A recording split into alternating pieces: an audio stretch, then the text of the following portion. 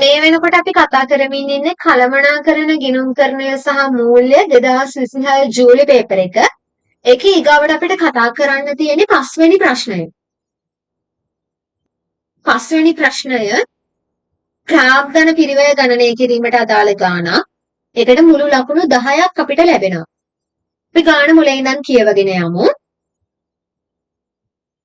සීමා සහිත Q පොදු සමාගම කොළඹ කොටස් වෙළඳපොලේ ලයිස්තුගත සමාගමක් වන අතර පහත සඳහන් තොරතුරු සීමා සහිත Q පොදු සමාගමේ මූල්‍ය ප්‍රකාශ වලින් උපුටා ගන්නා ලදී. සීමා සහිත Q පොදු සමාගම ඡන්ද හිමිය සාමාන්‍ය කොටස් මිලියන 120ක් එක් කොටසක් රුපියල් 12 බැගින් නිකුත් කොට ඇති අතර වර්තමානයේදී කොටසක් රුපියල් 16 බැගින් අලෙවි වේ. සමාගම කොටසකට රුපියල් 2.90ක් බැගින් වූ ලාභාංශයක් ගෙවනු ලැබේ. කොටස් මිලියන 120ක් නිකුත් කරලා තියෙනවා. එක් කොටසක නිකුතු මිල රුපියල් 12යි. මේ වෙනකොට වෙළඳපොලේ කොටසක් ගනුදෙනු වෙන්නේ රුපියල් 16 ගානේ. සමාගම විසින් කොටසකට රුපියල් 2.90ක ලාභාංශයක් ගෙවනවා. දෙවෙනි පොයින්ට් එකේ අපිට කියලා තියෙනවා මූලික නිකුතුවේදී කොටසක් රුපියල් 50 බැගින් නිකුත් කර ඇති ලයිස්තුගත නිදහස් කළ නොහැකි වරණීය කොටස් මිලියන 20ක් සමාගම සතුව ඇත. මෙම කොටස් වර්තමානයේදී කොටසක් රුපියල් 60 බැගින් අලෙවි වේ. කොටසක වාර්ෂික ලාභාංශය රුපියල් 7.50ක් වේ. මූලික නිකුතුවේදී කොටසක් රුපියල් 50 බැගින් නිකුත් කරලා තියෙන ලයිස්තුගත නිදහස් කළ නොහැකි වරණීය කොටස් මිලියන 20ක් සමාගම සතුව තියෙනවා. මෙම එක කොටසක් වර්තමානයේදී වෙළඳපොලේ ගනුදෙනු වෙන්නේ රුපියල් 60 බැගින් කොටසක වාර්ෂික ලාභාංශය රුපියල් 7.50යි. හරිද? සමාගම වාර්ෂිකව 11%ක කූපන් අනුපාතිකයක් සහිතව එකක් රුපියල් 100 බැගින් වන ලවිස්තුගත නිදහස් කළ හැකි ණය කර මිලියන 18ක් නිකුත් කර ඇත. වර්ෂ 4කින් මෙම ණය කර නිදහස් කෙරේ. ණය කරයක වර්තමාන වෙළඳපොළ මිල රුපියල් 92යි. සමාගම වාර්ෂිකව 30%ක අනුපාතිකයකට ආදායම් බදු ගෙවීම සිදු කරනු ලබයි. ඔය ටික තමයි ගාණේ අපිට කියලා තියෙන්නේ. ගාණේ අපින් ඉල්ලලා තියෙන්නේ A කොටස සාමාන්‍ය ඡන්ද හිමි කොටස් පිරිවැය ගණනය කරන්න, B කොටස නිදහස් කළ නොහැකි වරණීය කොටස් පිරිවැය ගණනය කරන්න, C කොටස නිදහස් කළ හැකි ණය කර පිරිවැය ගණනය කරන්න, D කොටසෙන් අපින් ඉල්ලලා තියෙන්නේ වෙළඳපොළ අගය භාවිතයෙන් බර තැබූ සාමාන්‍ය ප්‍රාග්ධන පිරිවැය ගණනය කරන්න. මෙන්න මේ කොටස් ටික ගණනය කරනවට අපිට ලකුණු 10ක් දීලා තියෙනවා. අහන්නකො ළමයි, ඔයාලා කවුරු හරි කෙනෙක් මේ වෙනකොට පාස් පේපර්ස් කරලා ප්‍රැක්ටිස් වෙලා තියෙන කෙනෙක් නම් ඔයාලට තේරුම් යන්න ඇති දැන් මේ 2026 ජූලි එක්සෑම් එකනේ නිව් සිලබස් එකෙන් තියෙන පළවෙනි එක්සෑම් එක. මේ පේපර් එකේ ප්‍රාක්තන පිරිවැයට අදාළව අහලා තියෙන ප්‍රශ්නය සහ අපේ පාස් පේපර්ස් අතර කිසිම වෙනසක් නැහැ. පාස් පේපර්ස් කරලා තියෙන කෙනෙක්ට නම් මේක හොඳටම පැහැදිලි වෙනවා ඇති. පාස් පේපර්ස් වල අහලා තියෙන ප්‍රශ්න, ඒ වගේම තමයි පයිලට් පේපර් එකේ අපිට දීලා තිබුණ ප්‍රශ්නය සහ මේ 2026 ජූලි පේපර් එකේ පස්වෙනි ප්‍රශ්නේ අතර කිසිම වෙනසක් නැහැ. එකම වගේ ප්‍රශ්නේ. කිසිම වෙනසක් නැහැ. පොඩිම කොටසක්වත්, පුංචිම කොටසකවත් වෙනසක් සිද්ධ වෙලා නැහැ. ඔයා නිව් සිලබස් එකෙන් එක්සෑම් එක කරන දරුවෙක් නම් ඔයාලට බය නැතුව පාස් පේපර්ස් කරන්න පුළුවන්. මොකද මේ ප්‍රශ්නේ කිසිම වෙනසක් නැහැ. හරිද? මේ වෙනකොටත් මම ප්‍රාග්ධන පිරිවැයට අදාළව cost of capital කියන පාඩම ආවරණය වන විදිහට පාස් පේපර්ස් කතා කරලා තියෙනවා. ඒ පාස් පේපර්ස් වල තියෙන ප්‍රශ්න කතා කරලා තියෙනවා. මේ වෙනකොට ප්‍රශ්න 6ක් අප්ලෝඩ් කරලා තියෙනවා. මම වෙනමම ප්ලේලිස්ට් එකක් හදලා ප්‍රාග්ධන පිරිවැය කියලා වෙනමම ප්ලේලිස්ට් එකක් හදලා මේ පාස් පේපර්ස් වල ඒ අදාළ ප්‍රශ්නය සාකච්ඡා කරලා තියෙනවා. ඒ විතරක් නෙමෙයි ළමයි. තව වැදගත් පොයින්ට් එකක් තියෙනවා. කවුරු හරි කෙනෙක්ට ප්‍රාග්ධන පිරිවැය කියන පාඩමට අදාළ තියරි කොටස් කවර් වෙලා නැත්නම් ඒ කෙනාට පුළුවන් මේ ප්‍රාග්ධන පිරිවැය හැඳින්වීම කියන සෙෂන් එක බලන්න. ඒ සෙෂන් එකේදී මම මේ ප්‍රශ්නයට පිළිතුරු ලිවීමට අදාළව අවශ්‍ය කරන තියරි කොටස් විස්තරාත්මකව පැහැදිලි කරලා දීලා තියෙනවා. හරිද? උදාහරණයක් අරගෙන ඒකටත් මම ගත්තේ මට මතක විදිහට පාස් පේපර් එකක්ම තමයි. ඒක ඔයාලා ප්‍රශ්නයක් කරගන්න එපා. පාස් පේපර් එකක්ම උදාහරණයක් විදිහට අරගෙන අවශ්‍ය තියරි කොටස් ඔයාලට ගාන හදා ගන්න අවශ්‍ය වෙන තියරි කොටස්. මෙහෙමයි සම්පූර්ණයෙන්ම පාඩමේ තියරි A to Z ඔක්කොම කවර් කරලා නැහැ. හරිද? විනාඩි 55කින් මට එච්චර දෙයක් කරන්න බෑ. හැබැයි ඔයාලට ප්‍රශ්නයකට උත්තර ලියා ගන්න පුළුවන් වෙන අත්‍යවශ්‍ය හැම කොටසක්ම කවර් කරලා මම සෙෂන් එකක් කරලා තියෙනවා. මේ තියෙන සෙෂන් එක කවුරු හරි කෙනෙක් මේ පාඩම ඉගෙනගෙන නැත්නම් හෝ මේ පාඩමේ තියරි කොටස් හරි හැටි කවර් වෙලා නැත්නම් හෝ කවුරු හරි කෙනෙක් විභාගයට ගොඩක් ලං වෙලා මේ පාස් පේපර් ඩිස්කෂන් එක බලනවා නම් මම රෙකමන්ඩ් කරන්නේ ඔක්කොටම කලින් ඔයාලා මේ සෙෂන් එක බලන්න. ප්‍රාග්ධන පිරිවැය හැඳින්වීම කියන සෙෂන් එක බලන්න. බලලා ඒක හොඳට අවබෝධ කරගෙන ඒ සෙෂන් එකේ මම සාකච්ඡා කරන උදාහරණය ඔයාලත් මාත් එක්ක ගණනය කිරීම කරලා ඒක ක්ලියර් කරගෙන ඊට පස්සේ පාස් පේපර්ස් වලට එන්න. හරිද? පාස් පේපර්ස් වල මේ ප්‍රාග්ධන පිරිවැය කියන ප්‍රශ්නයට උත්තර ලියන්න. එතකොට ඔයාලට මගේ උදව් නැතුව වුණත් මේ ප්‍රශ්නයට තනියෙන් උත්තර ලියන්න පුළුවන්. පැහැදිලිද? තේරුණාද? හරි. දැන් අපි යමු අපේ ගානට.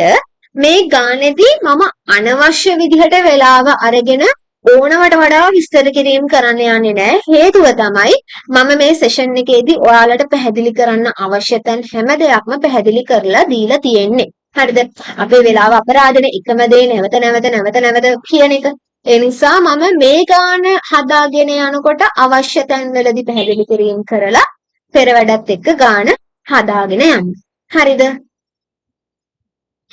ගාන අපෙන් මුලින්ම ඉල්ලලා තියෙන්නේ සාමාන්‍ය ඡන්ද හිමි කොටස් පිරිවය. cost of ordinary voting shares. ඒක අපි ඩිනෝට් කරනවා KE වලින්. KE වලින් ඩිනෝට් කරන්නේ මොකද්ද? cost of ordinary voting shares. හරිද? ළමයි කොහොමද අපි සාමාන්‍ය ඡන්ද හිමි කොටස් පිරිවය ගණනය කරගන්නේ?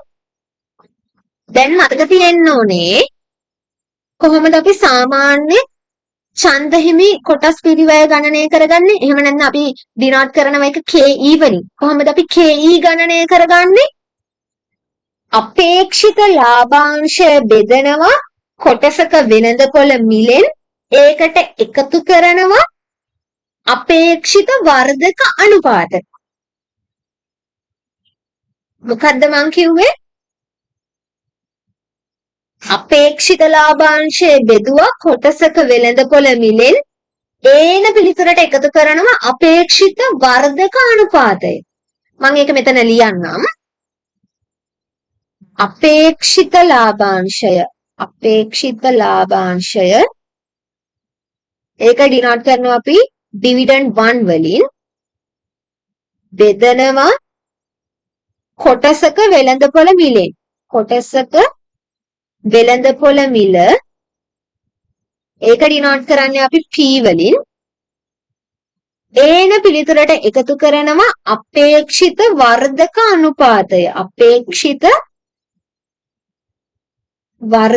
අනුපාතය. ඒක ඩිනෝට් කරන්නේ අපි G වලින්. හරිද? දැන් අපි ආදේශ කිරීම කරගෙන යමු.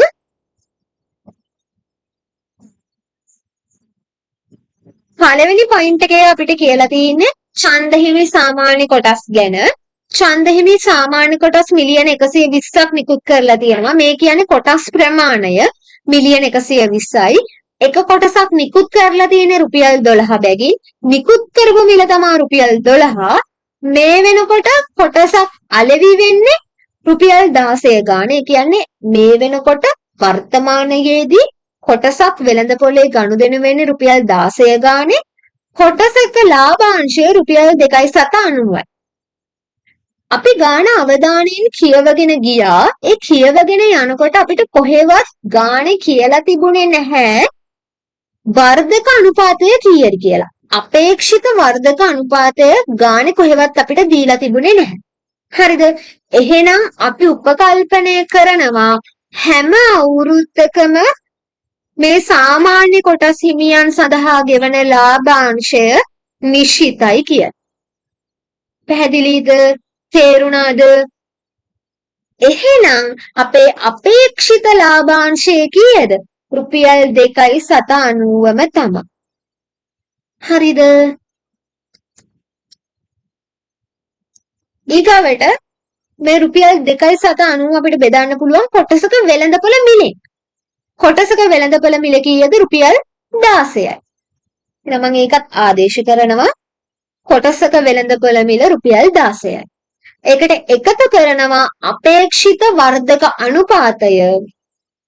ගානේ අපිට කොහෙවත් අපේක්ෂිත වර්ධක අනුපාතය දීලා තිබුණේ නැහැ. ඒ නිසා මම බිඳුවයි කියලා ආදේශ කරනවා. හරිද? පැහැදිලිද? තේරුණාද? හරි. දැන් අපි මේක සුළු කරමු. 2.790 බෙදුවා 16න් ඒකට එකතු කළා 100ට බිඳුව. එතකොට කීයද එන්නේ?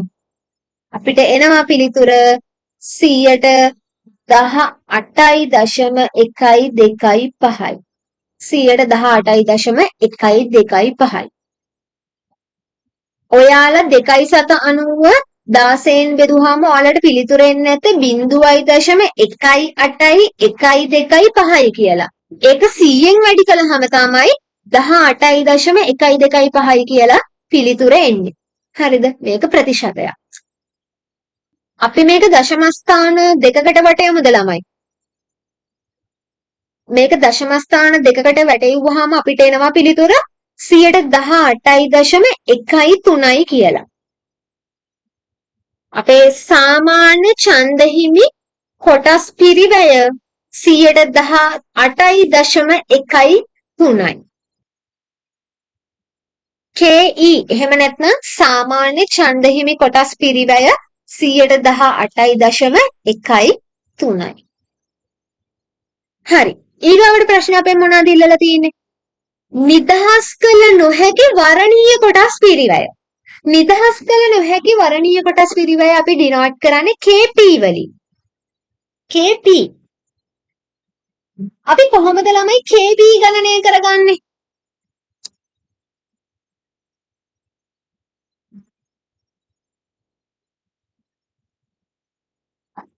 KP කොහොමද අපි ගණනය කරගන්නේ? වරණීය කොටසක් සඳහා ලාභාංශය බෙදනවා වරණීය කොටසක වෙළඳපොළ මිලෙන්. වරණීය කොටසක් සඳහා ලාභාංශය බෙදනවා වරණීය කොටසක වර්තමාන වෙළඳපොළ මිලෙන්. මම ඒක මෙතන සටහන් කරගන්නම්. වරණීය කොටසක් සඳහා ලාභාංශය බෙදනවා වරණීය කොටසක මිලෙන්. වරණීය කොටසක මිල. වරණීය කොටසක වෙළඳපොළ මිල කියලා අපි ගමුකෝ. වෙළඳපොළ මිලෙන්. හරි. දැන් අපි ආදේශ කිරීම කරමු. දෙවෙනි පොයින්ට් එකේ අපිට කියලා තියෙන්නේ වරණීය කොටස් ගැන. මූලික නිකතුවේදී කොටසක් රුපියල් 50 බැගින් නිකුත් කර ඇති ලායිස්තුගත නිදහස් කළ නොහැකි වරණීය කොටස් ප්‍රමාණය කොටස් මිලියන 20යි. මෙම කොටස් වර්තමානයේදී කොටසක් රුපියල් 60 බැගින් අලෙවි වේ. කොටසක වාර්ෂික ලාභාංශය රුපියල් 7.50යි. එහෙනම් අපිට පුළුවන් ගිහින් ආදේශ කරන්න වාර්ෂික ලාභාංශය රුපියල් 7.50යි. කොටසක වර්තමාන වෙළඳපොළ මිල රුපියල් 60යි. 7.50 බෙදීම 60 වැඩි කිරීම 100 කියන්නේ අපිට එනවා පිළිතුර 12.5යි. 12.5යි. මේ මොකද්ද?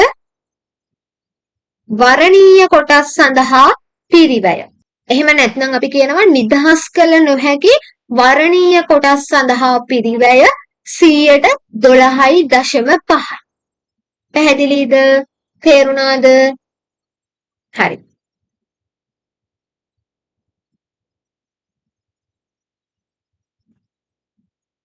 ඊගාවට C කොටසින් අපෙන් ඉල්ලලා තියෙන්නේ නිදහස් කළ හැකි ණය කර පිරිවැය. නිදහස් කළ හැකි ණය කර පිරිවැය ගණනය කරන්න. ඒකට ළමයි අපි වෙලාව අරගෙන ටිකක් අවබෝධයෙන් සිහියෙන් ගණනය කිරීම කරගන්න ඕනේ. ඔයාලට මතක නම් පාස් පේපර්ස් වලදී සහ පයිලට් පේපර් එකේදී මේ නිදහස් කළ හැකි ණය කර පිරිවැය ගණනය කරනකොට මම වෙලාව අරගෙන පියවරෙන් පියවර පැහැදිලි කරන ගමන් තමයි ඒ ගණනය කිරීම කළේ. මෙතනදිත් ඒ විදිහටම තමයි. හැබැයි මම ඕනමට වඩා පැහැදිලි කිරීම කරන්න යන්නේ නැහැ. හේතුව මම අර සෙෂන් එකේදී ඔයාලට ඒ අදාළ පැහැදිලි කිරීම කරලා තියෙනවා. හරිද? හැබැයි මම මෙතනදී වැඩි හදිසියක් නැතුව හිමින් පියවරෙන් පියවර ගණනය කිරීම කරගෙන යනවා. ඔයාලත් මාත් එක්කම ගණනය කිරීම කරන්න. හරිද? අපි එමු අපේ පුරුදු ස්ට්‍රක්චර් එකට. මම ගන්නවා වර්ෂය. වර්ෂ බිඳුවේදී මොකද වෙන්නේ? ගානේ තුන්වෙනි පොයින්ට් එකේ තමයි අපිට නිදහස් කළ හැකි ණය කර සඳහා තොරතුරු දීලා තියෙන්නේ. ගානේ අපිට කියලා තියෙනවා වාර්ෂිකව 111ක කූපන් අනුපාතිකයක් සහිතව එකක් 100 බැගින් වන ලයිස්තුගත නිදහස් කළ හැකි ණය කර මිලියන 18ක් නිකුත් කර ඇත. වර්ෂ 4කින් මෙම ණය කර නිදහස් කෙරේ. ණය කරයක වර්තමාන වෙළඳපොළ මිල රුපියල් 92යි. හරිද? ඔන්න එහෙනම් වර්ෂ බිඳුවේදී අපේ මුදල් ප්‍රවාහයක් තියෙනවා. මුදල් ප්‍රවාහයක් තියෙනවා රුපියල් 92යි. රුපියල් 92යි ඒක මම වරහන් කරනවා. හරිද? ඊගාවට මොකද වෙන්නේ? මේ ණය කර වර්ෂ 4කින් තමයි නිදහස් කරගන්නේ. එහෙනම් වර්ෂ 1 සිට 4 දක්වා කාල පරාසය තුල වාර්ෂිකව එක ණය කරයකට 111 බැගින් පොලී ගෙවීමක් සිද්ධ වෙනවා. එක ණය කරයක මුහුණට අගය රුපියල් 100යි. මේ රුපියල් 100ට තමයි 111ක පොලී ගෙවීමක් සිද්ධ වෙන්නේ. පැහැදිලිද? තේරුණාද? මෙතනදී තව වැඩක් වෙනවා.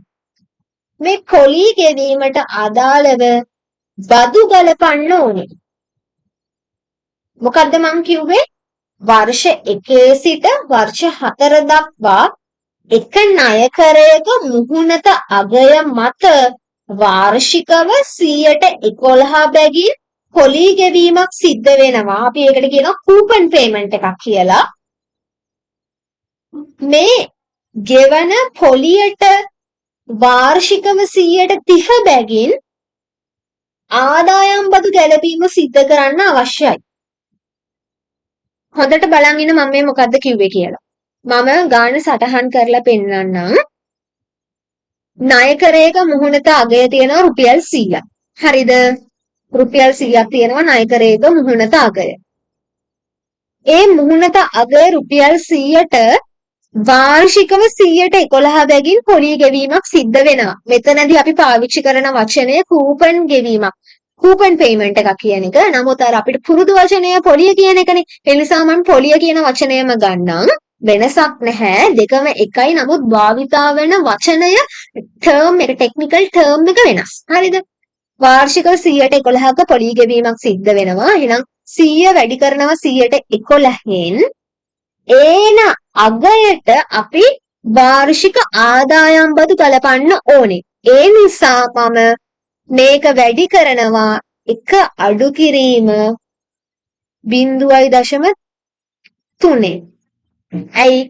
සමාගමේ වාර්ෂික ආදායම් බදු අනුපාතිකය 30යි කියලා ගානේ දීලා තියෙනවා. හරිද? සරලවම ගත්තොත් ළමයි ඔයා රුපියල් 100ක් ආයෝජනය කරනවා. ඒ සඳහා 111ක පොලියක් ඔයාට ලැබෙනවා. හරිද? ඒක වටිනාකම ගත්තොත් කීයද? රුපියල් 11යි. හරිද? ඔයාට රුපියල් 11ක පොලියක් ලැබෙනවා. මෙන්න මේ පොලියට ඔයා ආදායම් බදු ගෙවන්න ඕනේ 130. 11ට 130ක් ආදායම් බදු ගෙවනවා කියන එකේ තේරුම මොකද්ද? 11 වැඩි කිරීම 130 කියන්නේ රුපියල් 3.3යි. ඔයා රුපියල් 3.3ක් ආදායම් බදු ගෙවුවට පස්සේ ඔයාට කීයක්ද තව ඉතුරු වෙන්නේ? රුපියල් 7.70. පැහැදිලිද? ඒකම තමයි මම මේ විදිහට සටහන් කරගත්තේ. තේරුණාද? මම ඕනනම් තව ටිකක් එක විස්තර කරන්නම්. මෙන්න මේ කොටස ගන්නකො. 100 වැඩි කිරීම 111 කියන්නේ පිළිතුර කීයද? රුපියල් 11යි. හරිද? මේ රුපියල් 11න් 130ක් ආදායම් බදු අපි අඩු කරන්න ඕනේ. හරිද? මේ රුපියල් 11න් 130ක් ආදායම් බදු අඩු වෙන්න ඕනේ. හරිද? පැහැදිලිද? මෙන්න මේ 1 කියන එක තමයි මේ 11. හරිද? 1 කියන එක තමයි මේ රුපියල් 11. ඒකෙන් අඩු වෙන්න ඕනේ 130ක්. නැත්නම් දශම වලින් ගත්තොත් 0.3 ආදායම් බදු. පැහැදිලිද? තේරුණාද? එතකොට මෙන්න මේ රුපියල් 7.70 කියන එකේ පිළිතුර කෙලින්ම ගණනය කරගන්න විදිහක් තමයි මම මේ මෙතන සටහන් කරලා පෙන්නලා තියෙන්නේ. මෙන්න මේක සුළු කරලා බලන්න. එතකොට ඔයාලට එනවා පිළිතුර රුපියල් 7.70යි කියලා. පැහැදිලිද? මේවා නම් මැනේජ්මන්ට් ඇකවුන්ටින් නෙමෙයි. ඇත්තටම මේවා O level maths. හරිද? ඔයාලා O level maths වලට O level වල ගණිතය කියන විෂයේදී මේවා ඉගෙනගෙන තියෙන්න ඕනේ. හරිද? මෙතන සුළු කිරීම කළාට පස්සේ අපිට එනවා පිළිතුර රුපියල් 7.70යි. හරිද? ඊගාවට 4 වෙනි වර්ෂයේදී මේ ණයකර ටික නිදහස් කරගන්නවා. නිදහස් කරගන්නකොට ගෙවන්නේ මේ රුපියල් 100. මුහුණක අගය ගෙවලා මේ ණයකර ටික නිදහස් කරගන්නවා. හරිද? එහෙනම් 4 වෙනි වර්ෂයේ මුදල් ප්‍රවාහයක් තියෙනවා රුපියල් 100ක. හරි. ඔන්න අපි මූලික ගණනය කිරීම ටික කරගත්තා. දැන් අපි මේ මුදල් ප්‍රවාහයන් ටික වට්ටම් අනුපාතිකයන් දෙකක් යටතේ වට්ටම් කරලා ශුද්ධ වර්තමාන අගය ගණනය කරගන්න ඕනේ. හේතුව ළමයි අපි IRR සූත්‍රය භාවිතා කරලා තමයි මේ නිදහස් කළ හැකි ණයකරවල පිරිවැය ගණනය කරගන්නේ. හරිද? එහෙනම් IRR ගණනය කරගන්න නම් අපිට වට්ටම් අනුපාතිකයන් දෙකක් යටතේ ගණනය කරගත්ත NPV අගයන් දෙකක් අවශ්‍ය වෙනවා. මේවා මම අර සෙෂන් එකේදී කතා කරලා තියෙන්නේ. ඒ නිසා කවුරු හරි කෙනෙක්ට ප්‍රශ්නයක් එනවනම් ඇයි ඒක කොහොමද වෙන්නේ? ඇයි මම එකපාරටම මේ ගාන හදාගෙන යන්නේ? ඇයි මම මේ පියවරට එකපාරටම ආවේ කියලා ප්‍රශ්නයක් එනවනම් ඔයාට තාමත් ප්‍රාග්ධන පිරිවැය කියන පාඩම 100% බෑ. ඒ නිසා කරුණා කරලා ගිහිල්ලා අර මම කරපු සෙෂන් එක බලලා එන්න. හරිද? පැහැදිලිද? තේරුණාද? හරි. මම මුලින්ම ගන්නවා 100ට 11 කියන වට්ටම් අනුපාතිකය.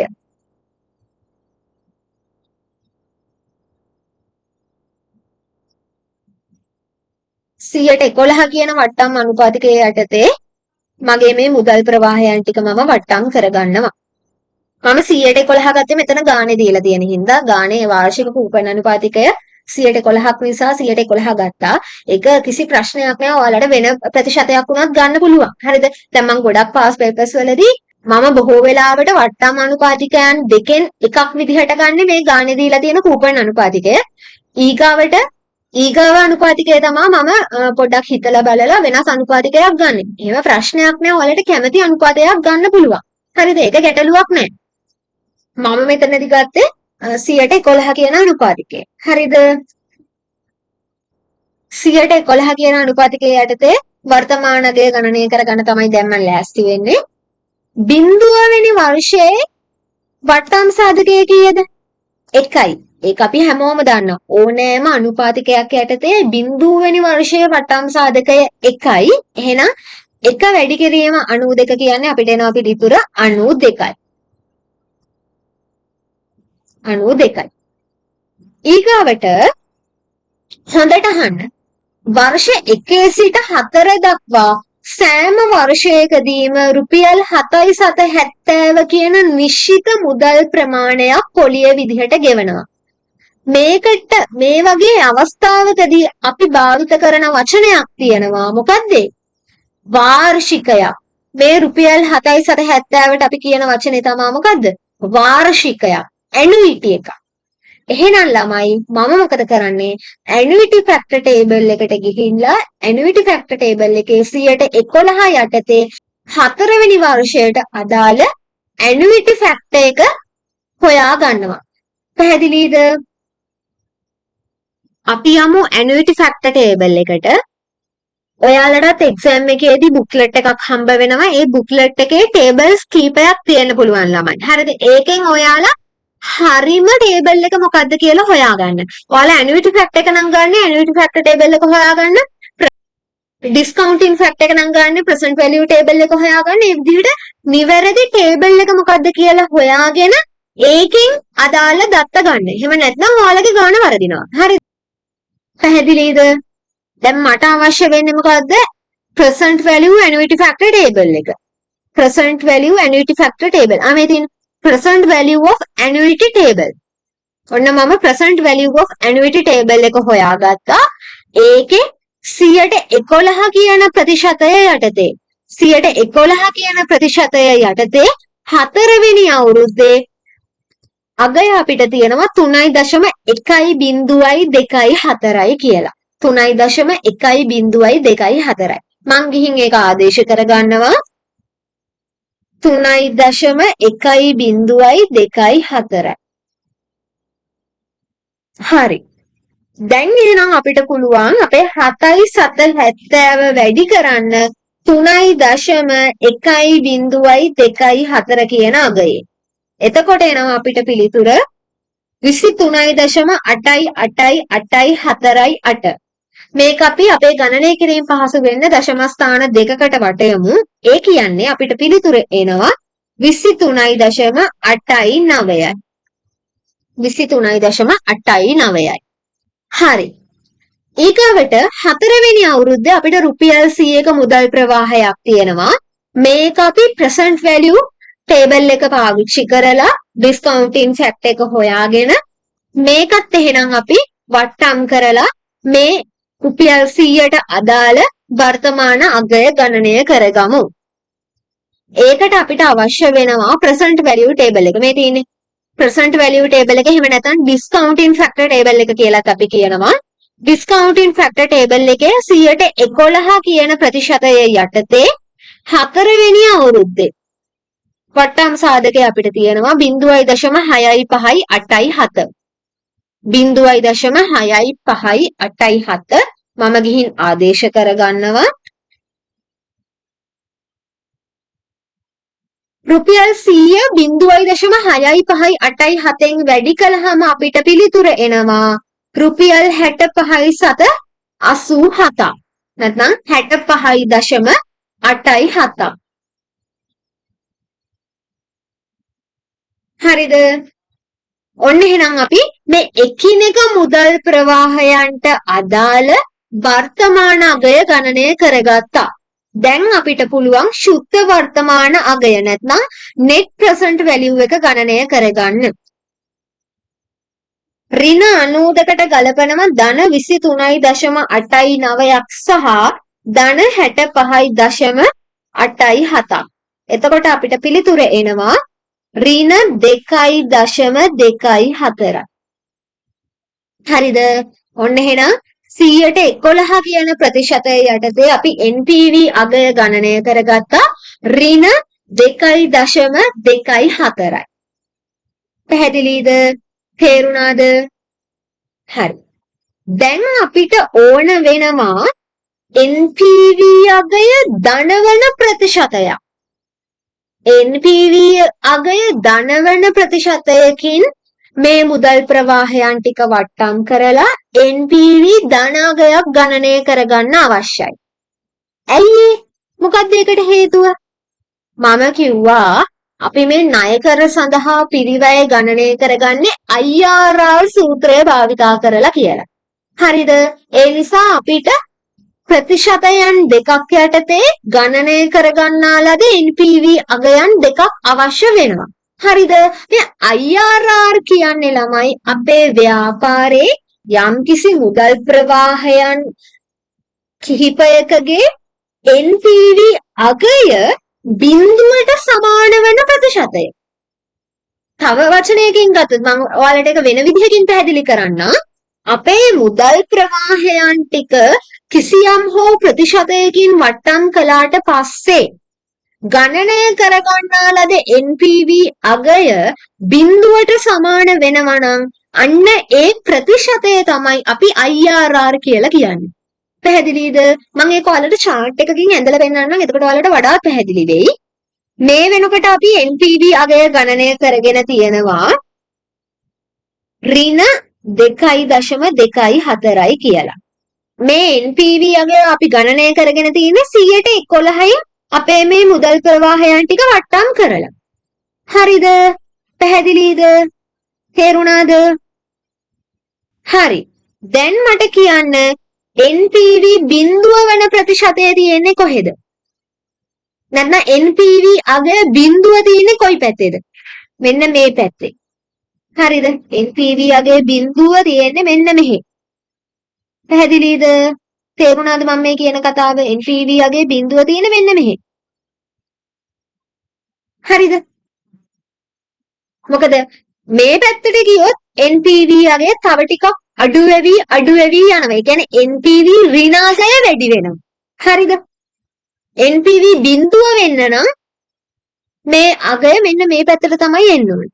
ධන පැත්තට. හරිද? මේ පැත්තට යන්න NPV අගය ධන වෙනවා. හරිද? පැහැදිලිද? තේරුණාද මං කියන එක? එහෙනම් NPV අගය බිඳුව වෙන පොයින්ට් එක මෙන්න මේ කොයි හෝ තැනක තියෙන්න පුළුවන්. NPV අගය බිඳුව වෙන පොයින්ට් එක මෙන්න මේ කොයි හෝ තැනක තියෙන්න පුළුවන්. අන්නේ පොයින්ට් එකට තමයි අපි කියන්නේ IRR කියලා. පැහැදිලිද? තේරුණාද? හරි. මේ වැඩේ කරගන්න ලේසිම විදිහ තමයි මොන වැඩේද?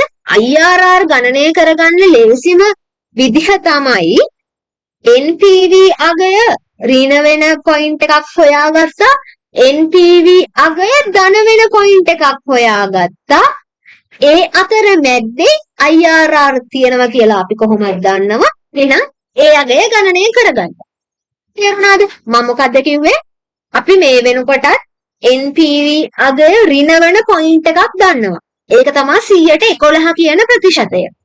දැන් අපි NPV අගය ධන වෙන පොයින්ට් එකක් NPV අගය ධන වෙන ප්‍රතිශතයක් හොයාගත්තා නම් අපි දන්නවා ඒ අතර මැද්දේ තමයි IRR තියෙන්නේ කියලා. පැහැදිලිද? තේරුණාද? අන්න ඒ නිසා මම පුළුවන් තරම් උත්සාහ කරනවා NPV අගය ධන වෙන ප්‍රතිශතයකින් මේ මුදල් ප්‍රවාහයන් ටික වට්ටම් කරන්න.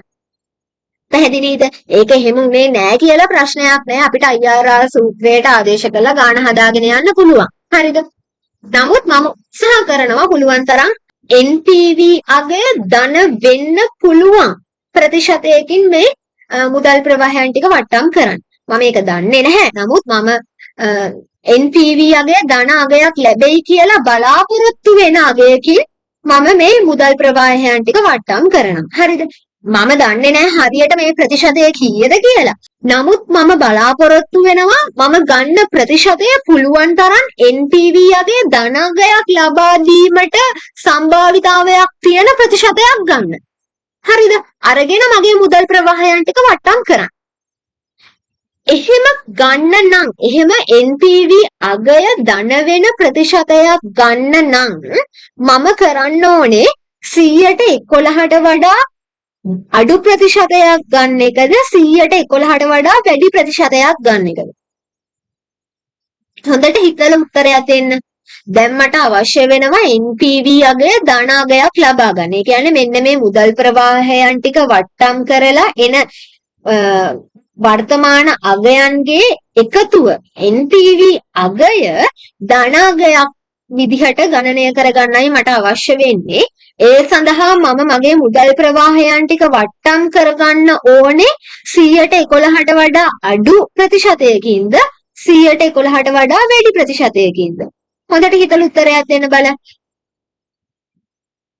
අනිවාර්යෙන්ම 111ට වඩා අඩු ප්‍රතිශතයකින්. පැහැදිලිද? තේරුණාද? මොකද 111ට වඩා වැඩි ප්‍රතිශතයකින් වට්ටම් කළොත් මොකද වෙන්නේ? තවත් NPV අගය NPV ඍණාගය වැඩි වෙනවා. හරිද? NPV ඍණාගය වැඩි වෙනවා. ඒ නිසා මම මගේ මුදල් ප්‍රවාහයන් ටික වට්ටම් කරන්න ඕනේ 111ට වඩා අඩු ප්‍රතිශතයකින්. හරිද? මම ගන්නවා ප්‍රතිශතය 105ක් වගේ ගමුකෝ. ටිකක් ලොකු ગેප් එකක් තියලා ගමු. 105 කියන ප්‍රතිශතයේ යටතේ මගේ මුදල් ප්‍රවාහයන් ටික වට්ටම් කරගන්න තමයි දැන් මම ලෑස්ති වෙන්නේ. 105 කියන ප්‍රතිශතයේ යටතේ බිංදුව වැනි වර්ෂයේ වට්ටම් සාධකය අපි දන්නවා 1යි. එහෙනම් 92 වැඩි කිරීම 1 කියන්නේ 92ම තමයි. ඒක ඍණාගයක්. ඒ නිසා මම වරහන් කරලා පෙන්නනවා. ඊගාවට මට අවශ්‍ය වෙනවා 105 කියන ප්‍රතිශතයේ යටතේ 4 වෙනි අවුරුද්දේ present value annuity fact එක. හරිද? මම නැවත යනවා annuity factor table එකට. present value of annuity table එකට. ඒකේ 105 කියන ප්‍රතිශතයේ යටතේ 4 වෙනි අවුරුද්දේ annuity fact එක තියෙනවා 3.546යි බිංදුව. මම ඒක ආදේශ කරගන්නවා 3.546යි බිංදුව. රුපියල් 770 වැඩි කළොත් 3.546යි බිංදුවෙන් අපිට එනවා පිළිතුර 27.3.4.2. මේක මම දශම ස්ථාන දෙකකට වටයනවා. එතකොට මට පිළිතුර එනවා 27.3 කියලා. හරිද? පැහැදිලිද? ඊගාවට මට අවශ්‍ය වෙනවා 105 කියන ප්‍රතිශතය යටතේ 4 වෙනි අවුරුද්දේ ඩිස්කවුන්ටින් ෆැක්ටර් එක. ඒකට මම යනවා ඩිස්කවුන්ටින් ෆැක්ටර් ටේබල් එකට. එහෙම නැත්නම් අපි වෙන වචනයකින් ගත්තොත් present value table එකට. present value table එකේ 105 කියන ප්‍රතිශතය යටතේ 4 වෙනි අවුරුද්දේ ඩිස්කවුන්ටින් ෆැක්ටර් එක වෙනවා 0.8227.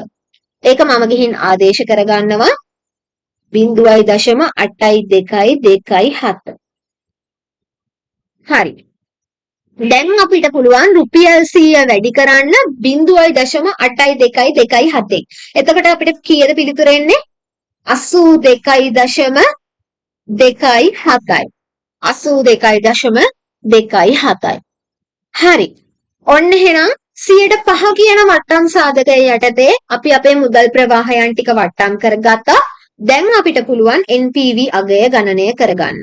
සරලවම මේ අගයන් ටික සුළු කරන්න තියෙන්නේ. ඍණ 92ට ගලපනවා ධන 27.3ක් සහ ධන 82.27. එතකොට අපිට පිළිතුර එනවා ධන 17.57.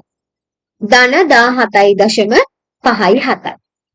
ඔන්න එහෙනම් අපි NPV අගය ධන වෙන පොයින්ට් එකකුත් හොයාගත්තා. NPV අගය ධන වෙන පොයින්ට් එකක් අපි හොයාගත්තා. 105 කියන ප්‍රතිශතයේ යටතේ NPV අගය ධන 17.57. දැන් එහෙනම් අපි දන්නවා මෙන්න මේ අතර පොයින්ට් එකක තමයි අපේ IRR ප්‍රතිශතය තියෙන්නේ කියලා. හරිද? බොහෝ දුරට 111ට ළඟ අගයක් වෙන්න පුළුවන් ළමයි. හරිද? බොහෝ දුරට 110 වගේ 110 හෝ 111 අතර ප්‍රතිශතයක් වෙන්න පුළුවන් අපේ IRR අගය. හරිද? මම ඒක කිව්වේ මෙන්න මෙතන ગેප් එක දිහා බලලා. මේ NPV ඍණාගයයි මේ NPV ධනාගයයි දිහා බලලා තමයි මම ඒක කිව්වේ. දැන් අපි හරියටම ගණනය කිරීම කරලා බලමු. ඒ කිව්ව කතාව ඇත්තද කියලා. අපි මේ ණය කර සඳහා පිරිවැය ගණනය කරගන්නේ IRR සූත්‍රය භාවිතා කරලා. අපි කොහොමද IRR ගණනය කරගන්නේ? Internal rate of return. IRR කොහොමද අපි ගණනය කරගන්නේ? A ධන NPV A බෙදීම NPV A ඍණ NPV B වැඩි කිරීම B ඍණ A. අපි කොහොමද IRR ගණනය කරගන්නේ? A එකතු කිරීම NPVA බෙදීම NPVA ඍණ NPVB වැඩි කිරීම B ඍණ A. දැන් කෙනෙක්ට හිතෙන්න පුළුවන් මේ මොනවාද කියලා. IRR සූත්‍රය කියලා කිසිම දෙයක් තේරෙන්නේ නැති මොනවාද සංකේත ගොඩක් ලියලා තියෙනවා කියලා. එහෙම කාට හරි තේරෙන්නේ නැති කෙනෙක් ඉන්නවනම් ඔයා මුලින්ම ගිහිල්ලා මම අර ප්‍රාග්ධන පිරිවැයට අදාළව කරපු සෙෂන් එක බලලා ඉන්න. මොකද හේතුව මම ඒ සෙෂන් එකේදී ඔයාලට මේ IRR ගණනය කිරීමට අදාළ සූත්‍රය විස්තරාත්මකව පැහැදිලි කරනවා. හරිද? කවුරු හරි නොතේරෙන කෙනෙක් ඉන්නවනම් ඒ වීඩියෝ එක බලන්න, ඒ සෙෂන් එක බලන්න. මම මෙතනදී ඕනවට වඩා පැහැදිලි කිරීම කරන්න යන්නේ නැහැ. මේ ගානට අදාළ වෙන අවශ්‍ය වෙන ආදේශ කිරීමට අවශ්‍ය වෙන තැන් විතරයි මම පැහැදිලි කිරීම කරන්නේ. පැහැදිලිද? හරි. දැන් එහෙනම් අපි ආදේශ කිරීම කරමු. A වලින් ඩිනෝට් කරන්නේ මොකද්ද ළමයි? A වලින් ඩිනෝට් කරන්නේ මොකද්ද? අපි මේ ගත්ත ප්‍රතිශතයන් දෙකෙන් අඩු ප්‍රතිශතය. අපි මේ ගත්ත ප්‍රතිශතයන් දෙකෙන් අඩු ප්‍රතිශතය. මේ ගානට අනුව නම් 105. මං ගිහින් ඒක ආදේශ කරනවා. 105 එකතු කිරීම NPVA. NPVA වලින් ඩිනෝට් කරන්නේ මොකද්ද? මේ අඩු ප්‍රතිශතයේ යටතේ ගණනය කරගත්ත NPV අගය. ඒ කියන්නේ මේ ගානට අනුව නම් 105 කියන ප්‍රතිශතයේ යටතේ ගණනය කරගත්ත NPV අගය. ධන 17.57. මම ඒකත් ඇවිල්ලා ආදේශ කරනවා.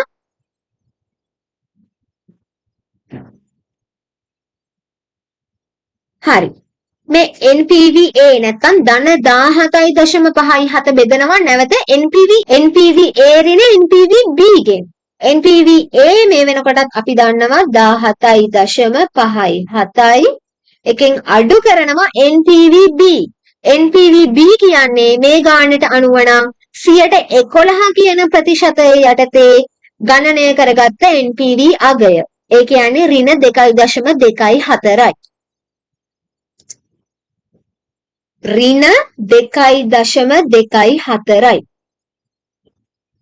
හරි. ඒන පිළිතුර වැඩි කරනවා B. B කියන්නේ මේ ගානට අනුව නම් 11% අඩු කිරීම A. A කියන්නේ 105. හරි. ඔන්න දැන් අපි ආදේශ කිරීම කරගත්තා. දැන් අපිට තියෙන්නේ හොඳ අවධානයෙන් අවබෝධයෙන් කලබලයක් නැතුව සුළු කිරීම කරගන්න. හරිද? ළමයි ඔයාලා මේ ආදේශ කිරීම කරගන්නකොට මේ ධන ඍණ ගැන හොඳ අවධානයෙන් ආදේශ කිරීම කරගන්න. නැත්නම් ඔයාලගේ ගාන වර්ධිනවා. හරි. මම මුලින්ම මේ කොටස සුළු කරගන්නවා. මේ කොටස සුළු කරගෙන A නගයට මෙන්න මේ කොටස ගලපනවා. දෙවැනියට ඊට පස්සේ තුන්වෙනියට මෙන්න මේ කොටස ගලපනවා. හරිද? ඔක තමයි මම ගාන සුළු කිරීම කරන පිළිවෙල. හරි. දැන් එහෙනම් අපි සුළු කිරීම කරගෙන යමු. ධන 17.57 බෙදනවා වරහන් ඇරියා ධන 17.57 මෙතනදී ඍණයි ගැලපුණාම ධන වෙනවා. ඍණයි ගැලපුවාම ධන වෙනවා. ඒ නිසා ධන 2.24 වරහන් ගැහුවා. එතකොට අපිට එනවා පිළිතුර 0.88669 එහෙම කියලා ගාණක්. ඒකට ගලපනවා අපි 106. 111න් 105ක් අඩු කළාම 106යිනේ පිළිතුර. එහෙනම් 106 ගලපනවා. අපිට ආපු පිළිතුර වැඩි කරනවා 0.06න්. එහෙම නැත්නම් 106න් ඒන පිළිතුරට එකතු කරනවා 105ක්. එතකොට අපිට පිළිතුර එනවා කීයද? 10.3.2.1.5.4.7 කියලා. ඒක මම දශම ස්ථාන දෙකකට වටේනවා. එතකොට අපිට පිළිතුර එනවා 10.32. 10.32. ඔන්න එහෙනම් අපේ ණය කරවලට අදාළ පිරිවැය ගණනය කරගත්ත අපි 10.32. පැහැදිලිද? තේරුණාද? හරි. ඔන්න එහෙනම් අපි අපේ ගානේ C කොටසට අදාළ උත්තරේ ගණනය කරගත්තා. 10.32. මේක අපි ඩිනෝට් කරන්නේ KI වලින්. හොඳේ. ඒ කියන්නේ ආදායම් බදු ගැලපුවාට පස්සේ ණය කරවල පිරිවැය KI වලින් තමයි අපි ඩිනෝට් කරන්නේ. ඊගාවට අපි යමු ගානේ D කොටසට. ගානේ D කොටසෙන් අපෙන් ඉන්නලා තියෙන්නේ වෙළඳපොළ අගය භාවිතයෙන්. හොඳට බලන්න. වෙළඳපොළ අගය භාවිතයෙන් බර තැබූ සාමාන්‍ය ප්‍රාග්ධන පිරිවැය ගණනය කරන්න. එහෙම නැත්නම් අපි කෙටියෙන් කියනවා WACC. Weighted Average Cost of Capital. හරි. අපි කොහොමද වෙළඳපොළ අගය භාවිතයෙන් බර තැබූ සාමාන්‍ය ප්‍රාග්ධන පිරිවැය ගණනය කරන්නේ? ඒකටත් අපිට සූත්‍රයක් තියෙනවා. අපි කලින් ඒක ඉගෙනගෙන තියෙනවා. ඒ නිසා මම මෙතනදී ඕනවට වඩා පැහැදිලි කිරීම කරන්න යන්නේ නැහැ. අපි පොඩ්ඩක් මතක් කරගමු. අපි කොහොමද වෙළඳපොළ අගය භාවිතයෙන් බර තැබූ සාමාන්‍ය ප්‍රාග්ධන පිරිවැය ගණනය කරගන්නේ? කෙටියෙන් කියනවා WACC කියලා. WACC. KE වලින් ඩිනෝට් කරන්නේ මොකද්ද? සාමාන්‍ය කොටස් පිරිවැය වැඩි කරනවා WE වලින්. සාමාන්‍ය කොටස් සඳහා බර තැබීමෙන් ඒකට එකතු කරනවා KI. KI කියන්නේ අපේ ණය කරවල පිරිවැය. ආදායම් බදු ගැලපුවාට පස්සේ ණය කරවල පිරිවැය වැඩි කරනවා ණය කර සඳහා බර තැබීමෙන් ඒකට එකතු කරනවා KP. KP වලින් අපි ඩිනෝට් කරන්නේ අපේ වරණීය කොටස් පිරිවැය. වරණීය කොටස් පිරිවැය වැඩි කරනවා අපි WP වලින්. WP කියන්නේ වරණීය කොටස් සඳහා බර තැබීම. පැහැදිලිද? තේරුණාද? මේක ඔයාලට මතක තියෙන්න ඕනේ. මට මතක විදිහට නම් මේක පේපර් එකේ ඔයාලට හම්බ වෙන්නේ නැහැ. පේපර් එකේ ඔයාලට මේ සූත්‍රය දෙන්නේ නැහැ. දෙනවා නම් මෙතන පේපර් එකේ පිටිපස්සේ තියෙන්න ඕනේ. එහෙම දීලා නැහනේ. ඒ කියන්නේ ඔයාලට පේපර් එකේ මේ වෙළඳපොළ අගය භාවිතයෙන් බර තැබූ සාමාන්‍ය ප්‍රාග්ධන පිරිවැය ගණනය කිරීමට අදාළ සූත්‍රය දෙන්නේ නැහැ. ඔයාලා මේක මතක තියාගෙන යන්න අවශ්‍යයි. හරිද? හරි. ගණනය කිරීම පහසු වෙන්න අපි කලින් ඉඳන්ම ඒ කියන්නේ පාස් පේපර්ස් ඩිස්කස් කරනකොට ඒ ප්‍රශ්නවලදී සහ පයිලට් පේපර් එකේදී අපි ටිකක් ලේසි ක්‍රමයක් ස්ට්‍රක්චර් එකක් අනුගමනය කරනවා. අපි ස්ට්‍රක්චර් එකක් හදාගෙන තියෙනවා. ඒ විදිහටම අපි මෙතනදිත් ගාන හදාගෙන යමු. ඒක අපිට පුරුදු වුණ විදිහ ඒක ලේසි වෙයි කියලා මම හිතනවා. හරිද? මම මුලින්ම ගන්නවා මූලාශ්‍රය. මූලාශ්‍රය අපේ මේ ව්‍යාපාරයේ ප්‍රාග්ධනය සම්පාදනය කර ගැනීම සඳහා මූලාශ්‍ර 3ක් භාවිතා කරලා තියෙනවා. එකක් සාමාන්‍ය කොටස් නිකුත් කරලා තියෙනවා. අනිත් එක තමයි වර්ණීය කොටස් නිකුත් කරලා තියෙනවා. අනිත් එක තමයි නිදහස් කළ හැකි ණය කර නිකුත් කරලා තියෙනවා. පැහැදිලිද? තේරුණාද? එහෙනම් මම මේ තුන සටහන් කරගන්නවා. සාමාන්‍ය කොටස්, වර්ණීය කොටස් සහ ණය කර. ඔන්න අපේ මූලාශ්‍ර තුන. ඊගාවට මම සටහන් කරගන්නවා මේ එකිනෙක මූලාශ්‍රයට අදාළ එකිනෙක මූල්‍ය සම්පාදන මූලාශ්‍රයට අදාළව කොච්චර කොටස් ගණනක් හෝ ණය කර ගණනක් නිකුත් කරලා තියෙනවද කියලා. ඒකක ප්‍රමාණය දැන් සාමාන්‍ය කොටස් ගත්තොත් සාමාන්‍ය කොටස් ප්‍රමාණය, වර්ණීය කොටස් ගත්තොත් වර්ණීය කොටස් ප්‍රමාණය, ණය කර ගත්තොත් ණය කර ප්‍රමාණය කොච්චරද කියලා මම මෙතන සටහන් කරගන්නවා. හරිද? ඒක මම ඒකක මිලියන වලින් තමයි ගණනය සටහන් කරගන්නේ. පැහැදිලිද? ඒකක මිලියන වලින්. අපිට ගාණ කියලා තිබුණා සාමාන්‍ය කොටස් මිලියන 120ක් නිකුත් කරලා තියෙනවා කියලා. මේ බලන්න. ගාණ අපිට එක දීලා තියෙනවා සාමාන්‍ය කොටස් මිලියන 120ක් නිකුත් කරලා තියෙනවා. එහෙනම් මම මෙතන ඇවිල්ලා ආදේශ කරගන්නවා 120යි වර්ණීය කොටස්.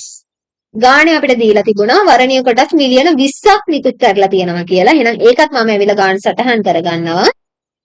වර්ණීය කොටස් ඒකක නැත්නම් කොටස් මිලියන 20යි ණය කර ගාණ අපිට කියලා තියෙනවා ණය කර මිලියන 18ක් නිකුත් කරලා තියෙනවා කියලා. එහෙනම් ඒකත් මම ඇවිල්ලා සටහන් කරගන්නවා මිලියන 18යි.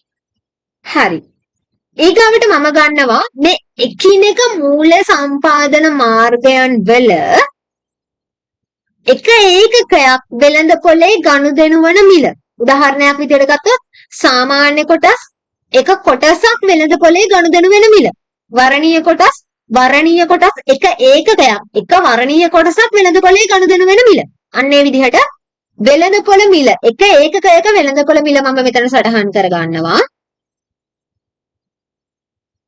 ඒකකයක වෙළඳපොළ මිල. ඒක මම ගන්නේ රුපියල් වලින්. ගානේ අපිට දීලා තියෙනවා සාමාන්‍ය කොටස් එක කොටසක් මේ වෙනකොට වෙළඳපොලේ අලෙවි වෙන්නේ රුපියල් 16 ගානේ. එහෙනම් මම ඇවිල්ලා ඒක සටහන් කර ගන්නවා රුපියල් 16යි. වර්ණීය කොටස් ගානේ කියලා තියෙනවා වර්තමානයේදී කොටසක් රුපියල් 60 බැගින් අලෙවි වේ. එහෙනම් මම ආදේශ කර ගන්නවා රුපියල් 60යි. ණයකර ගානේ අපිට කියලා තියෙනවා එක ණයකරයක් වෙළඳපොලේ ගනුදෙනු වෙන්නේ රුපියල් 92 ගානේ. එහෙනම් මම ඒකත් ආදේශ කර ගන්නවා රුපියල් 92යි. හරිද? දැන් එහෙනම් අපිට පුළුවන් මේ එකිනෙක මූල්‍ය සම්පාදන මාර්ගයන් වල වෙළඳපොළ වටිනාකම මුළු වෙළඳපොළ වටිනාකම වෙන වෙනම ගණනය කරගන්න. මුළු වෙළඳපොළ වටිනාකම රුපියල් මිලියන වලින්.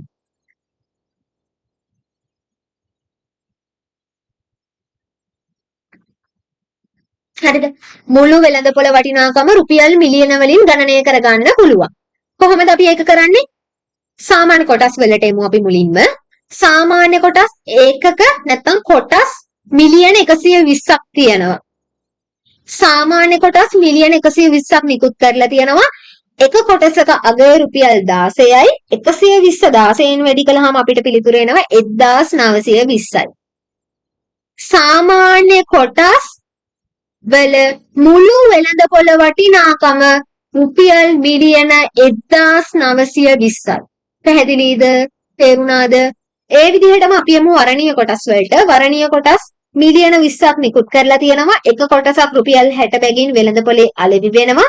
20 වැඩි කිරීම 60 කියන්නේ 1200යි. ණයකර වලට ආවම ණයකර මිලියන 18ක් නිකුත් කරලා තියෙනවා. එක ණයකරයක් අලෙවි වෙන්නේ රුපියල් 92 ගානේ. එහෙනම් අපිට එනවා පිළිතුර 1656යි. 1656යි.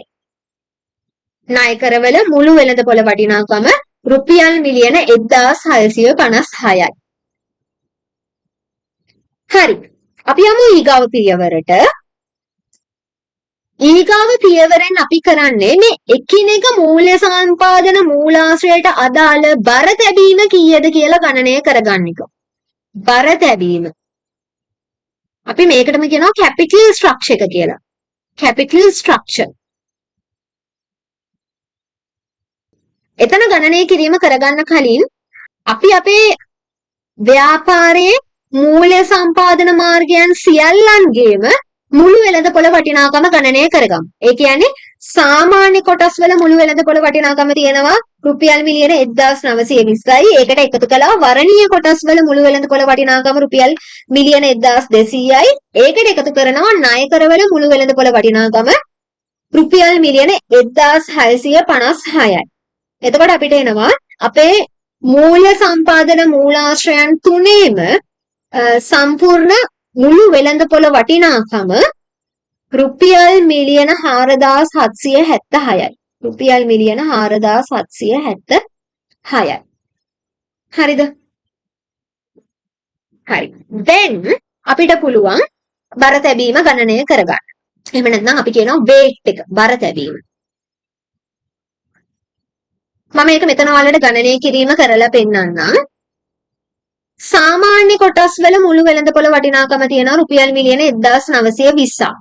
අපේ ව්‍යාපාරයේ මූල්‍ය සම්පාදන මාර්ගයන් සියල්ලන්ගේම මුළු වෙළඳපොළ වටිනාකම තියෙනවා රුපියල් මිලියන 4776ක්.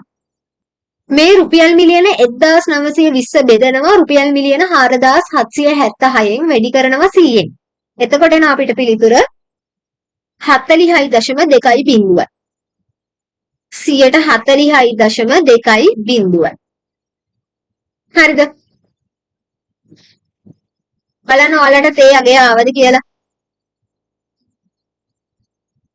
ඊගාවට මම එනවා වර්ණීය කොටස් සඳහා බර තැබීමට. වර්ණීය කොටස් වල මුළු වෙළඳපොළ වටිනාකම තියෙනවා රුපියල් මිලියන 1200ක්. ඒක බෙදනවා අපේ මූල්‍ය සම්පාදන මාර්ගයන්ගේ මුළු වෙළඳපොළ වටිනාකමින්. ඒ කියන්නේ රුපියල් මිලියන 4776න් වැඩි කරනවා 100න්.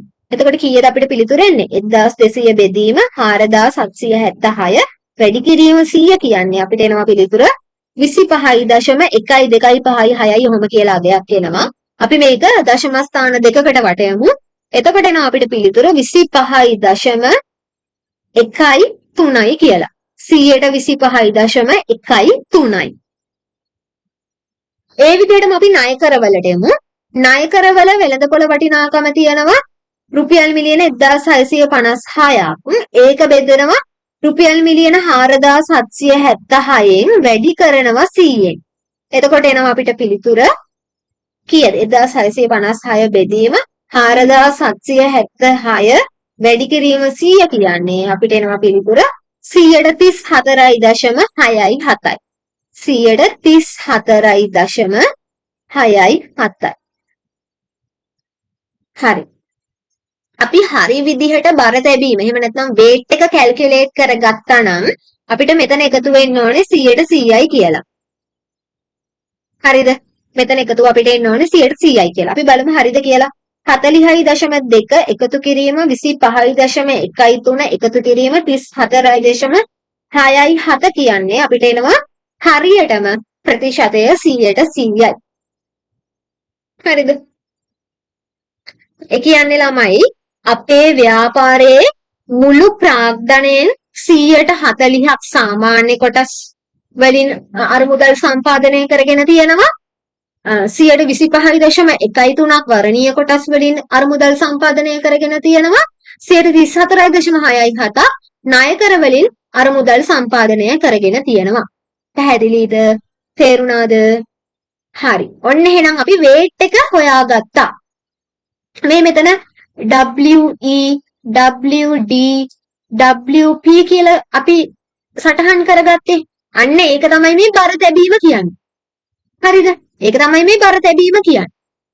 දැන් අපිට අවශ්‍ය වෙනවා මේ එකිනෙක මූල්‍ය සම්පාදන මාර්ගයන්ගේ පිරිවැය. ඒක මේ වෙනකොටත් අපි ගණනය කරගෙන තියෙන්නේ. මම මෙතන සටහන් කරගත්තා. ඔයාලට මතක නම් ගානේ මෙතන මම සටහන් කරගත්තා. මම මෙතනින් ගන්න සාමාන්‍ය කොටස් පිරිවැය 18.13යි. මම ගිහින් ආදේශ කරගන්නවා. 18.13යි. නිදහස් කළ නොහැකි වර්ණීය කොටස් පිරිවැය 12.5යි. ඒකත් මම ගිහින් ආදේශ කරගන්නවා 12.5යි. නිදහස් කළ හැකි ණය කර පිරිවැය 10.32යි. ඒකත් මම ගිහින් ආදේශ කරගන්නවා 10.32යි. මේවා අපි කලින් ගණනය කරගෙන තියෙන්නේ. අපේ ගානේ ABC කියන කොටස් වලින් අපි මේක ගණනය කරගෙන තියෙන්නේ. මේ මොනවාද? පිරිවැය. මූල්‍ය සම්පාදන මූලාශ්‍රයන්ගේ පිරිවැය. හරි.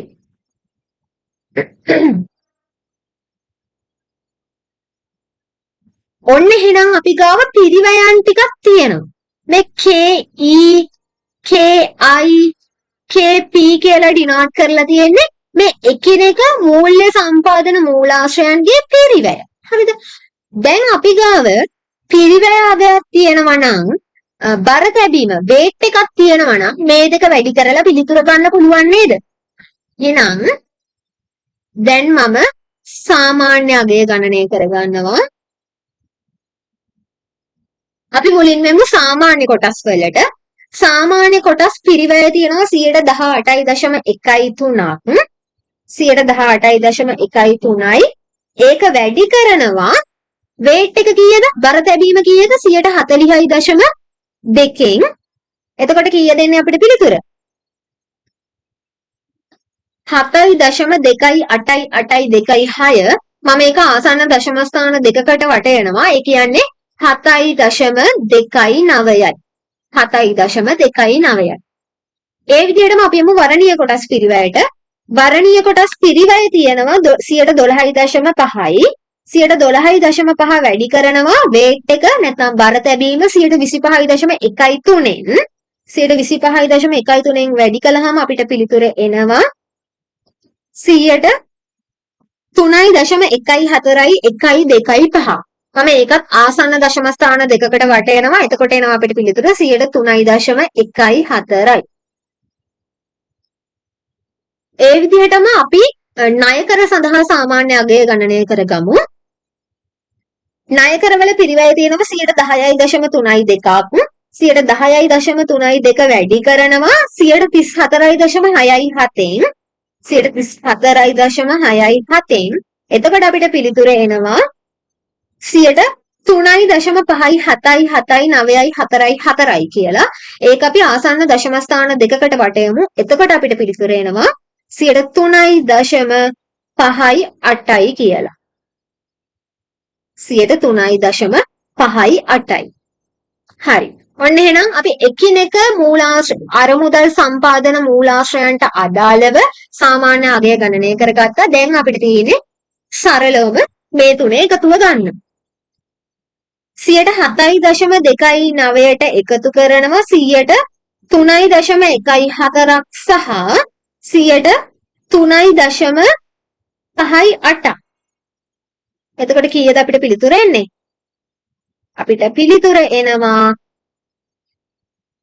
14.01යි. 14.01යි. මේක තමයි අපේ ව්‍යාපාරයේ වෙළඳපොළ අගය මත බර තැබූ සාමාන්‍ය ප්‍රාග්ධන පිරිවැය. පැහැදිලිද? තේරුණාද? නැත්නම් අපි කියනවා weighted average cost of capital WACC 14.01යි. හරි. එහෙනම් B කොටසට අදාළ පිළිතුරත් අපි ගණනය කරගත්තා. ඒකත් එක්ක අපි මේ පේපර් එකේ 5 වෙනි ප්‍රශ්නයට අදාළ පිළිතුර ගණනය කරගෙන ඉවරයි. 5 වෙනි ප්‍රශ්නයට අපිට ලකුණු 10ක් හම්බ වෙලා තියෙනවා. හරිද? දැන් ඔය වැඩ ටික කළා නම් අපිට මේ ලකුණු 10 ලේසියෙන්ම ගන්න පුළුවන්. මම ටිකක් වෙලා අරගෙන මේ ප්‍රශ්නේ කතා කළා. මොන හරි අපහැදිලි තැනක් තියෙනවා නම් අහන්න. පුළුවන් තරම් පාස් පේපර්ස් සහ තව මොඩල් පේපර්ස් කරලා ප්‍රැක්ටිස් වෙන්න. ඔයාලා ප්‍රැක්ටිස් වෙනවා කියන්නේ නිකන්ම පේපර්ස් ගොඩක් කරනවා කියන එක නෙමෙයි. ඒ පේපර්ස් කරන අතරේ ඔයාලගේ කාලය කළමනාකරණය කරගන්න. මම ඔයාලට පුංචි සෙෂන් එකක් කරලා තියෙනවා කොහොමද පේපර් එකට කාලය කළමනාකරණය කරගන්නේ කියලා. කොහොමද අපි මේ ප්‍රශ්න වලට වෙලාව වෙන් කරගන්නේ කියලා. ඒකත් ඔයාලට බලන්න පුළුවන්. ඒකේ මහ ලොකු මැජික් එකක් නැහැ. මේ වෙනකොට ගොඩක් අය දන්නවා ඇති ඒක කොහොමද කරන්නේ කියලා. කවුරු හරි කෙනෙක්ට පේපර් එකට අදාළව මේ ප්‍රශ්න වලට වෙන් කරන්න අවශ්‍ය වෙලාව කොච්චරද කියලා අවබෝධයක් නැති කෙනෙක් ඉන්නවනම් මෙන්න මේ සෙෂන් එක බලන්න. මෙන්න මේ සෙෂන් එක විනාඩි 10ක සෙෂන් එකක් මේක.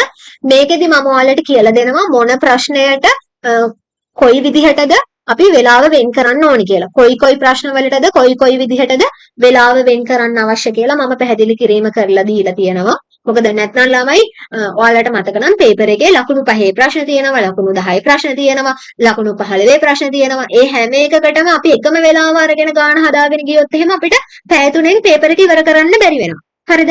ඒ නිසා ඔයාලා ඒ එකිනෙක ප්‍රශ්න වලට අදාළව කොච්චර වෙලාවක් වෙන් කරන්න අවශ්‍යද කියලා හොඳ අවබෝධයකින් පේපර් එකට යන්න. හරිද? එහෙම කරන්න නම් ඔයාලා පාස් පේපර්ස් කරනකොට ටයිම් තියලා පේපර් එක කරන්න ඕනේ. හරිද? ටයිම් තියලා පේපර් එක කරනවා කියන්නේ පැය 3ක් තියලා පැය 3 ඇතුළත පේපර් එක ඉවර කරන එක විතරක්ම නෙමෙයි. හරිද? දැන් ලකුණු 10ක ප්‍රශ්නයක් නම් කොච්චර වෙලාවක් ඇතුළත මේ ප්‍රශ්න ඉවර කරන්න ඕනද කියලා බලලා අන්න ඒ ගානට ඔයාලගේ ටයිමින් හදා ගන්න ඕනේ. හරිද? අන්න ඒක කරන්නේ කොහොමද කියලා මම ඔයාලට මේ සෙෂන් එකේදී කියලා දීලා තියෙනවා. කාට හරි කෙනෙක්ට කවුරු හරි කෙනෙක්ට මේ පේපර්ස් කරගෙන යනකොට ටයිම් මැනේජ්මන්ට් වල ප්‍රශ්න එනවා නම් මේ සෙෂන් එක බලන්න. හරිද? හරි එහෙනම් ඔයාලට හිතනවා නම් මම මේ කරගෙන යන ඩිස්කෂන් එක හොඳයි ඔයාලට වැදගත් කියලා මේක ඔයාලගේ යාළුවොත් එක්ක ෂෙයා කරගන්න. ඔයාලගේ කවුරු හරි ඉන්නවා නම් ක්ලාස් යන්නේ නැති කට්ටිය එක්සෑම් එකට සෙල්ෆ් ස්ටඩි කරන කට්ටිය ඉන්නවා නම් එයාලා අතර මේක බෙදා ගන්න.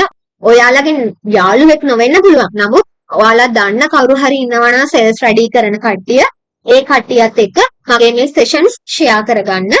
ඒක කවුරුන් හෝ ළමෙක්ට තමන්ගේ විභාගයට හොඳ රිසල්ට් එකක් ගන්න වැදගත් වෙයි කියලා මම විශ්වාස කරනවා. ඒ වගේම තමයි ළමයි ඔයාලට විශ්වාස කරනවා නම් මම මේ කරගෙන යන වැඩපිළිවෙල නිසා ඔයාලට ඔයාලගේ ජීවිතයට වටිනාකමක් එකතු වෙනවා කියලා. ඔයාලගේ විභාගයට මේක උදව්වක් වෙනවා කියලා ඔයාලා විශ්වාස කරනවා නම් මගේ channel එක subscribe කරන්න කියලා මම ඉල්ලීමක් කරනවා. මම හිතන්නේ මේක තමයි මම පළවෙනි වතාවට ඔයාලගෙන් මෙහෙම ඉල්ලීමක් කරන්නේ. ඒ නිසා ඔයාලට හිතෙනවා නම් මගේ මේ channel එකෙන් කරගෙන යන වැඩපිළිවෙල වටිනවා කියලා මගේ channel එක subscribe කරන්න. ඒ වගේම තමයි ඔයාලගේ යාළුවොත් එක්ක share කරගන්න. තව වැදගත් point එකක් තියෙනවා ළමයි. මම මේ කරගෙන යන sessions වල අඩුපාඩු තියෙනවා නම් ඒ අඩුපාඩු මට comment එකකින් දැනුවත් කරන්න. හරිද? අඩුපාඩු හෝ මගේ තව වර්ධනය වෙන්න මම වැඩි දියුණු කරගන්න ඕන තැන් තියෙනවා නම් මම හදාගන්න ඕන අඩුපාඩු තියෙනවා නම් ඒ දේවල් කමෙන්ට් කරන්න. එහෙම නැත්නම් ඔයාලට හිතෙනවා නම් මේ කරගෙන යන සෙෂන්ස් මේ කරගෙන යන පාස් පේපර් ඩිස්කෂන්ස් තවත් හොඳ මට්ටමින් කරගෙන යන්න නම් මෙන්න මේ කියන දේවල් හැදෙන්න ඕනේ කියලා ඒ දේවල් කමෙන්ට් එකක් දාලා මාව දැනුවත් කරන්න. ඒ වගේම තමයි මට අනිවාර්යෙන්ම ඔයාලගෙන් ෆීඩ්බැක් එකක් ඕනේ. මම මේ කරගෙන යන සෙෂන්ස් වල තත්වය හොඳ හෝ නරක දෙපැත්තම මම බාර ගන්නවා. හොඳයි සෙෂන්ස් කොහොමද? හොඳයිද? වේගෙ වැඩිද? වේගෙ අඩුද? මම මේ කරගෙන යන විදිහ හොඳයිද? ඒ වගේම තමයි ඔයාලගේ පැත්තෙන් ඔයාලට කියන්න මොන හරි දෙයක් තියෙනවද? ඒ දේවල් හැම දෙයක්ම කමෙන්ට් කරන්න.